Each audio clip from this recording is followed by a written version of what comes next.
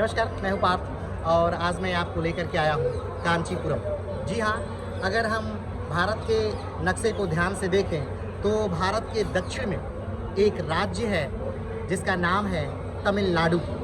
और तमिलनाडु के अगर हम उत्तर को ध्यान से देखें तो तमिलनाडु का सबसे बड़े शहर है एक मद्रास, जिसे आप चेन्नई के नाम से जानते हैं। उस चेन्नई से 70 किलोमीटर की दूरी पर पूरे भारत में साड़ियों की नगरी से मशहूर कांचीपुरम प्रसिद्ध है।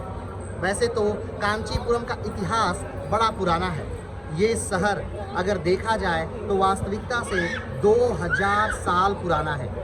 यहाँ पर कांचीपुरम कभी चोल राजाओं और कभी पल्लव राजाओं की राजधानी हुआ करता था, लेकिन समय के साथ कांचीपुरम ने बदलाव को स्वीकार किया और आज के समय कांचीपुरम में 126 मंदिर वर्तमान समय में स्थित हैं। अगर हम बात करें कि इस समय हम लोग कहाँ हैं, तो इस समय हम लोग कांचीपुरम के एक शक्तिपीठ में हैं, जिसे या फिर शहर की देवी के रूप में हम जानते हैं, जिनका नाम है कामाक्षी माता मंदिर।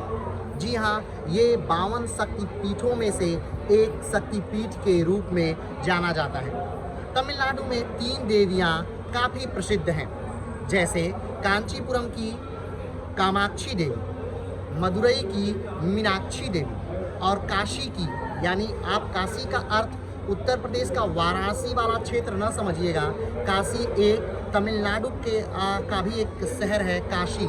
यहाँ पर विशालाक्षी देवी का नाम काफ़ी प्रसिद्ध है। अभी हम जिस मंदिर के प्रांगण में हैं, ये मंदिर कहा जाता है कि पल्लव शासकों से भी पुराना है और इस शहर की रखवाली ये देवी यानी कि कामाक्षी देवी करती है। अगर इस मंदिर से जुड़े एक और इतिहास को अगर हम देखें तो एक बार भगवान शंकर की आंख पार्वती ने खेल खेल में ही बंद कर दिया।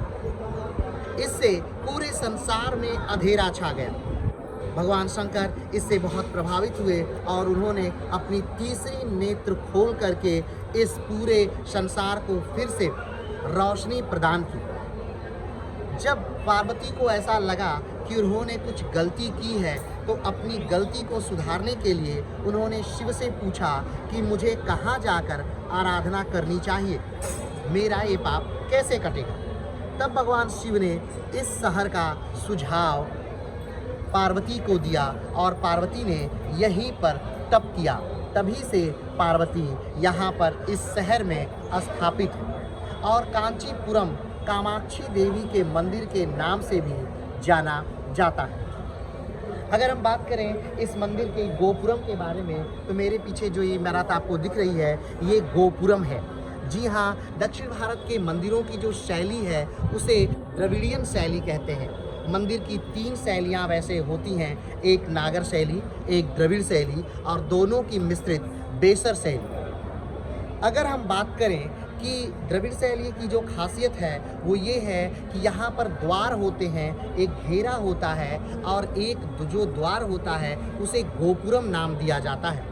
इस मंदिर में भी 4 गोपुरम हैं। यहाँ पर माता अपने पूर्ण रूप में विराजमान है। तो आज के लिए इतना ही, फिर मिलते हैं एक नए वीडियो के साथ, एक नए स्थान के साथ। तब तक के लिए नमस्कार, धन्यवाद, जय हिंद।